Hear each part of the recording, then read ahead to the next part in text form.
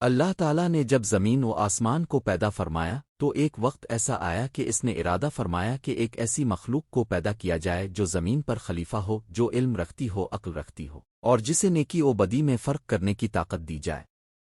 فرشتے حیران تھے کہ اللہ تو ایسی مخلوق پیدا کرے گا جو زمین پر فساد کرے گی اور خون بہائے گی، لیکن اللہ تعالیٰ نے فرمایا کہ میں وہ جانتا ہوں جو تم نہیں جانتے۔ اللہ تعالیٰ نے ایک خاص مٹی کو چن کر اسے پانی کے ساتھ گوندھا۔ کئی دنوں تک وہ مٹی ایسی پڑی رہی، پھر اس سے ایک مجسمہ تیار کیا گیا۔ یہ انسان کا پہلا جسم تھا۔ پھر اللہ تعالیٰ نے اس جسم میں اپنی طرف سے روح پھونک کی۔ جیسے ہی روح پہنچی وہ مٹی کا جسم زندہ ہو گیا۔ اس نے آنکھیں کھولی، حرکت کی اور کلام کیا۔ یہ اللہ کی تخلیق کا پہلا انسان تھا، جسے ہم حضرت آدم علیہ السلام کے نام سے جانتے ہیں۔ حضرت آدم علیہ السلام کا جسم خوبصورت، قد بلند اور بے عیب تھا۔ اللہ تعالیٰ نے فرشتوں کو حکم دیا کہ وہ حضرت آدم کے سامنے سجدہ کریں۔ تمام فرشتوں نے حکم الہی کے آگے سر جھکا دیا سوائے ابلیس کے۔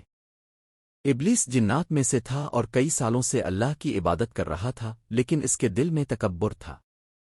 اس نے کہا کہ میں اس انسان سے بہتر ہوں، مجھے آگ سے پیدا کیا گیا ہے اور اسے مٹی سے۔ اللہ تعالیٰ نے اس کے انکار کی وجہ سے اسے ملعون قرار دیا اور ہمیشہ کے لیے اپنی رحمت سے دور کر دیا۔ ابلیس نے اللہ سے قیامت تک مہلت مانگی تاکہ وہ حضرت آدم کی نسل کو گمراہ کر سکے۔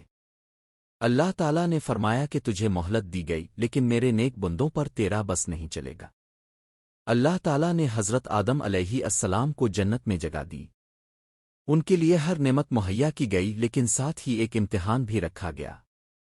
اللہ نے فرمایا کہ جنت کے ہر پھل سے کھاؤ، ہر نعمت سے لطف اٹھاؤ، مگر اس ایک درخت کے قریب نہ جانا ورنہ تم نقصان اٹھاؤ گے۔ حضرت آدم نے اللہ کا حکم مانا، لیکن ابلیس وہاں بھی پہنچ گیا۔ اس نے آدم کو وسوسے ڈالے، جھوٹ بولا، فریب دیا۔ اس نے کہا کہ تمہیں یہ درخت امن حیات دے گا، ہمیشہ کی زندگی دے گا۔ آخرکار حضرت آدم اور حضرت حوا اس درخت کے قریب گئے اور اس کا پھل چکھ لیا۔ جو ہی انہوں نے ایسا کیا، ان کی جسمانی حالت بدل گئی۔ جنت کی شرم و حیا کی چادر آتر گئی اور وہ نادم ہوئے۔ وہ شرمندگی کے مارے پتے جمع کر کے اپنا جسم ڈھانپنے لگے۔ اللہ تعالیٰ نے انہیں جنت سے زمین پر اتار دیا۔ یوں انسان کی زندگی کا زمینی سفر شروع ہوا۔ زمین پر آنے کے بعد حضرت آدم کو طرح طرح کی مشکلات کا سامنا کرنا پڑا۔ انہیں کھانا خود تلاش کرنا پڑا، موسموں کا مقابلہ کرنا پڑا، رہائش بنانی پڑی۔ لیکن اللہ نے انہیں علم عطا کیا، قوت فکر دی اور ہدایت بھیجی۔ حضرت حوا بھی ان کے ساتھ تھیں اور یہ دونوں زمین پر انسانوں کی نسل کی بنیاد بنے۔ وقت گزرتا گیا۔ حضرت آدم علیہ السلام کو اللہ تعالیٰ نے اولاد عطا کی۔ ان کے بیٹے حابیل اور قابیل مشہور ہوئے۔ ایک دن ایک آزمائش آئی۔ اللہ نے حکم دیا کہ دونوں بیٹے قربانی دیں، اور جس کی قربانی قبول ہو اسے کسی معاملے میں برتری دی جائے گی۔ حابیل کی قربانی قبول ہو گئی کیونکہ اس نے اخلاص سے دی تھی، لیکن قابیل حسد میں آ گیا۔ اس نے اپنے بھائی حابیل کو قتل کر دیا، اور یوں انسانیت کی تاریخ کا پہلا قتل وقوع پذیر ہوا۔ قابیل کو بہت شرمندگی ہوئی اور وہ حیران تھا کہ اپنے بھائی کی لاش کو کیا کرے۔ اللہ تعالیٰ نے ایک کنواں بھیجا جو زمین کھود کر دوسرے مردہ کوئی کو دفنا رہا تھا۔ قابیل نے سیکھا کہ مردے کو دفن کرنا چاہیے۔ یوں دفن کرنے کا عمل انسان کو سکھایا گیا۔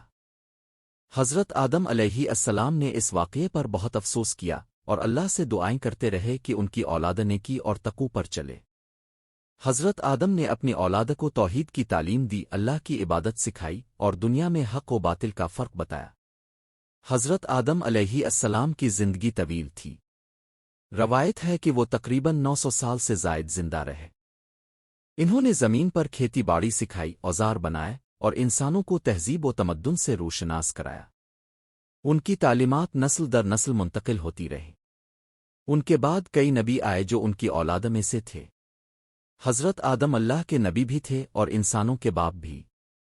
ان کی زندگی آزمائش، توبہ، صبر اور ہدایت کی مثال ہے۔ انہوں نے اپنی غلطی پر اللہ سے معافی مانگی اور اللہ نے انہیں بخش دیا۔ یہ واقعہ بتاتا ہے کہ انسان خطا کا پتلا ہے، لیکن توبہ کا دروازہ ہمیشہ کھلا ہے۔ حضرت آدم اور حضرت حوا کی اولاد دنیا کے مختلف حصوں میں پھیلتی چلی گئی۔ ہر قبیلہ ان کی نسل سے وجود میں آیا۔ اللہ نے ہر قوم میں ہدایت کے لیے نبی بھیجے اور انسانوں کو ان کے خالق کی طرف بلانے کے لیے دعوت دی۔ حضرت آدم کے دنیا سے رخصت ہونے کا وقت آیا تو انہوں نے اپنی اولاد کو نصیحت کی کہ ہمیشہ اللہ کی عبادت کرو، سچائی پر قائم رہو اور نیکی کا راستہ نہ چھوڑو۔ ان کی وفات کے بعد حضرت شیس کو نبی مقرر کیا گیا جو ان کے بیٹے تھے۔ حضرت آدم علیہ السلام کی قبر کے متعلق مختلف روایات ہیں۔ بعض روایات کے مطابق انہیں سرزمین ہندوستان میں دفن کیا گیا، جبکہ بعض کے مطابق ان کی آخری آرام گاہ سعودی عرب کے علاقے میں واقع ہے۔